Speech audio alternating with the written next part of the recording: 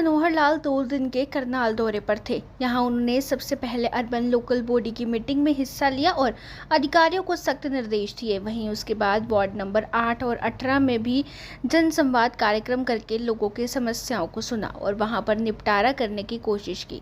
एक महिला का राशन कार्ड कट गया था, उस महिला ने जनसंवाद में शिकायत की तो उसके बाद आज तुरंत उस महिला का राशन कार्ड बनवा दिया गया। कार्यक्रम के बाद सीएम मीडिया से मुखातिब हुए। उन्होंने कहा कि टेक्नोलॉजी से काफ़ी उपयोग हुआ है, सभी लोगों का डाटा हमारे पास है। किसी किसान, किसी व्यक्ति को हमने मुआवजा देना होता है तो देर नहीं लगती। हम लटका कर नहीं रखते क्योंकि डाटा होने के बाद सिर्फ वेरीफाई करना होता है। ये हमारी सरकार का इकबाल है जो हम बना कर रखेंगे। वहीं उन्होंने कहा कि फतेहाबाद में पानी अभी भी रुका हुआ गाँव और खेतों में, जिसके चलते थोड़ी समस्या बरकरार है। सिरसा जिले में स्थित कंट्रोल में है। राजस्थान में पानी जाने की गति में सुधार की ज़रूरत है। वहीं यमुना का जलस्तर बारिश के कारण बढ़ा है। पानी को जल्द से जल्द आगे बढ़ाने का प्रयास किया जा रहा है। किसानों की फसल खराब होने पर मुआवजा के लिए क्षतिपूर्ति पोर्टल खोल दिया गया है। किसी और तरह का नुकसान भी है तो उसके लिए भी पोर्टल खोल दिए गए हैं। 7 दिन में वेरीफाई करके लोगों को मुआवजा दिया जाएगा। कुल 35 लोगों के परिवार वालों को 8 जिलों में मुआवजा दिया गया है। वहीं सिरसा में भूपेंद्र सिंह हुड्डा ने जो बयान दिया था उस पर निशाना साधा। हुड्डा ने कहा था कि 40,000 रुपये प्रति एकड़ मुआवजा मिलना चाहिए और पोर्टल ने चक्कर में ना फंसाया जाए। सीएम मनोहर लाल ने कहा कि मुआवजा पोर्टल के जरिए ही संभव है। अगर वो इस पोर्टल का विरोध करेंगे तो जनता उन्हें सबक सिखा देगी।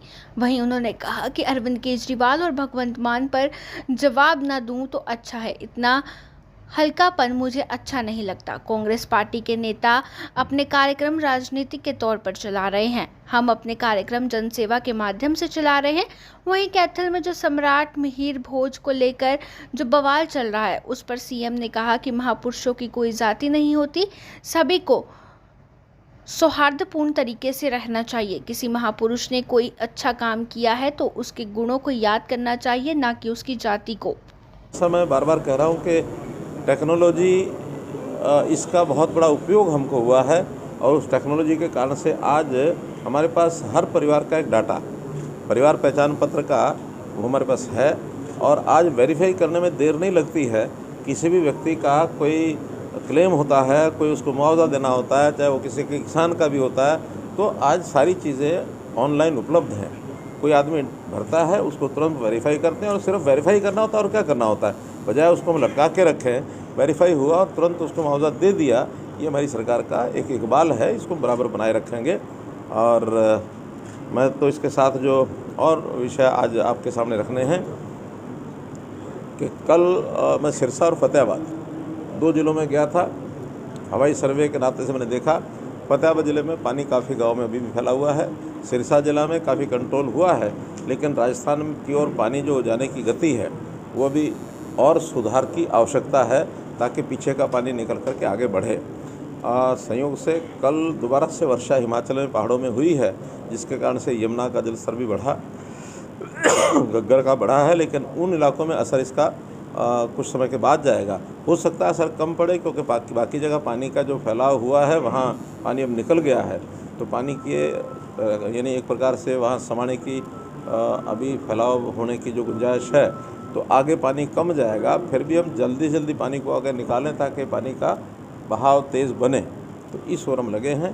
जहाँ तक कोई भी नुकसान है उसके मुआवजे के लिए हमने पोर्टल अपना खोल दिया है, क्षतिपूर्ति, उसमें किसानों के लिए भी और उसमें आज से अन्य कोई नुकसान है उनके लिए भी हर प्रकार का, और उसको वेरीफाई करेंगे। 7 दिन में वेरीफाई होगा और 7 दिन के बाद वेरीफाई के बाद इसी प्रकार जैसे आज आपके सामने मुआवजा हम दे रहे हैं, ऐसे मुआवजे बाकी भी लोगों को जो प्रभावित हैं उनको दे दिया जाए। हरियाणा में कुल कितनी मौजूद है सर? हरियाणा के कितने लोग हैं? अभी 35 लोगों की कंफर्म हमारे पास जानकारी है, जिनको आज जो है ये राशि बांटी गई है। पूरे हरियाणा में बांटी गई सर? पूरे हरियाणा में 8 जिलों में ये संख्या रही है। जैसे 6 संख्या यहाँ की है, 8 संख्या अम्बाला की है, अलग अलग ज़िलों की है, कहीं 2, कहीं 4, कहीं 3, तो सब जिलों को आज जो है उनको एक प्रकार का टोकन जो है, कहीं चेक के माध्यम से, कहीं पत्र के माध्यम से पैसा सीधा आरटीजीएस से उनके खाते में जाएगा। प्रति एकड़ मिलना चाहिए और इस पोर्टल में किसानों को ना फंसाया जाए। देखिए, जो चीज़ आप अभी थोड़ी देर पहले पूछ रहे थे कि कितना जल्दी आप दे देते हैं, वो कैसे संभव है, वो इस पोर्टल के द्वारा ही संभव है।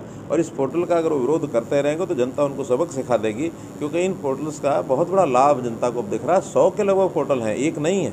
जो अब हालांकि आईटी का काम आज से 25 साल पहले शुरू हो चुका था, लेकिन ये लोग आईटी के समय में बिल्कुल इसको इम्प्लीमेंट करने के लिए अपनी सरकार के समय प्रायः शून्य रहे हैं।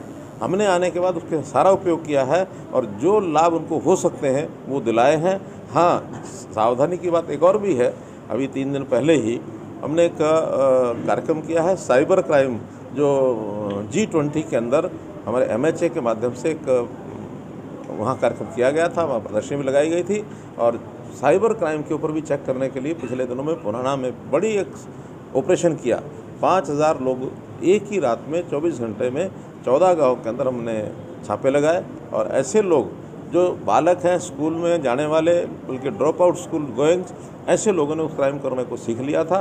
लगभग 100 करोड़ रुपए की, और जो उस ऑपरेशन के बाद रिकवरी तो नहीं कह सकता, लेकिन 100 करोड़ के केसेस वो उसमें निकले हैं, जिसकी रिकवरी होने की संभावना है। मजाक कर रहे हैं बाढ़ को लेकर, को लेकर, और केजरीवाल राजनीति जो आपने ही कह दिया वो मजाक कर रहे हैं, वो राजनीति कर रहे हैं, मैं इसका जवाब न दूं तो अच्छा है। इतना हल्कापन मुझे दिखाना अच्छा नहीं लगता। कार्यक्रम के करनाल में आपके उसके बारे में? करनाल में भी जैसा मैं लगातार जब आता हूं तो कुछ वार्डों में, गाँव में जाकर के जन समाज के कार्यक्रम जो मेरे चल रहे हैं उसको मैं पूरा करता हूँ। आज 18 कार्यक्रम हो चुके हैं कुल गाँव के, और जो वार्डों के हैं 26 में से 8 कार्यक्रम बचे हैं, वो अगले 2-3 बार आके मैं समस्या आई है किसानों की कि इंद्री बेल्ट के ऊपर किसानों के खेतों में रेता काफी जम गया सर, वो खेती करने में बड़ी दिक्कत आएगी और उनको बड़ी उम्मीद है कि हमारी जो आपकी सरकार है वो जल्दी समाधान करेगी सर। मैंने बताया कि बाढ़ का जो प्रकोप है उसका असेसमेंट सब चीज़ों का होना शेष है। अभी तो अपने आप लोग जो असेसमेंट कर रहे, यानी पोर्टल पर भर रहे हैं, फिर हमारे डिप्टी कमिश्नर जो कमेटियाँ बनी हैं वो उसका असेसमेंट करेंगे, और जो उनकी ओर से हमें फाइनल रिपोर्ट मिलेगी उसके हिसाब से उनका सबका मुआवजा दिया जाएगा। सर, आप लंबे समय से राजनीति कर रही हैं, आप लंबे समय से राजनीति कर रही हैं।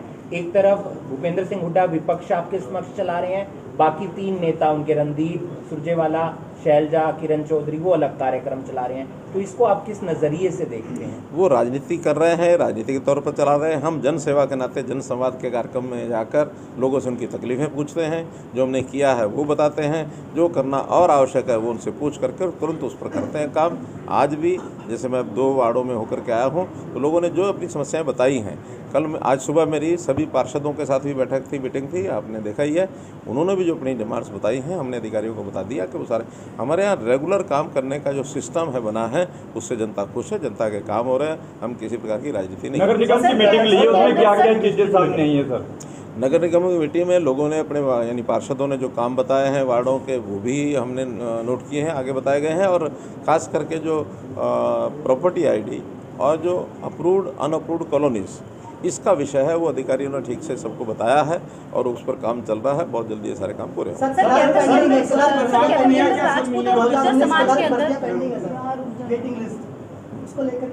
सर, कैथल के अंदर गुर्जर और राजपूत समाज के अंदर विरोध चल रहा है और जगह जगह पे बीजेपी के खिलाफ नारे लगाए जा रहे हैं, क्या कहना चाहेंगे? सामाजिक सौहार्द बना के रखना चाहिए, इस प्रकार के विषयों से बचना चाहिए, क्योंकि ऐसे कुछ तथ्य होते हैं जो इतिहास में जुड़े हुए होते हैं, उनके ऊपर सोच समझ करके निर्णय लेने चाहिए।